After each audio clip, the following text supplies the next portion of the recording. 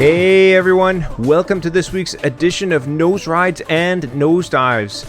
Yes, today we are going to be talking about the paddling technique again for longboarders, and it's a take two. I gotta admit, we had an episode a few weeks back, and I was talking about extending through the paddling, completing your paddle stroke and having a little bit more extension through your arms, and there was not a huge support there. There was a lot of people that were against that. But hey, I'm just a dude that's trying to figure it all out and share some of the tips that I'm learning as I go with you guys. So I just wanted to say that I really value all of your comments and suggestions, especially if they're coming from a good place in your heart.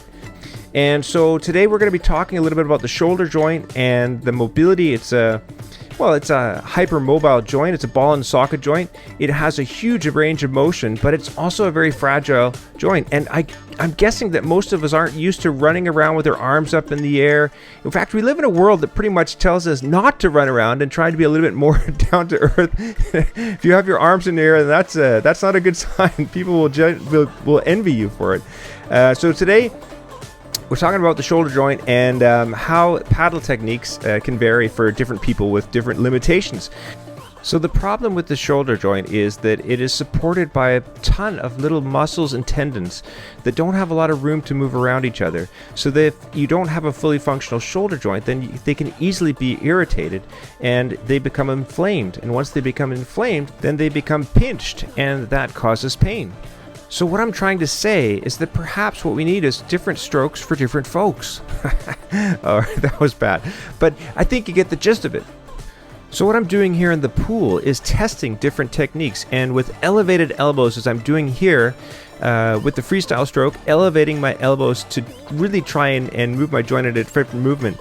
That actually feels pretty good, and that was suggested by some of the followers, viewers here from the last episode I talked about with paddle techniques, and it actually does feel good in the pool. It's funny, it looks a bit goofy, but the thing is, though, there's a different movement of the joint, as opposed to the regular freestyle of stretching your arm out in front of you as you're pulling the water under the board and then extending your arm out behind you. And that's what I was focusing on in the previous video about paddle technique, and what I had the light bulb went off in my head that's saying, like, okay, I need to complete my stroke, my paddle stroke, and that extra power, being able to push out behind you, was something that I was lacking. And it gave me a huge extra thrust, so I felt like I was paddling faster, which is true.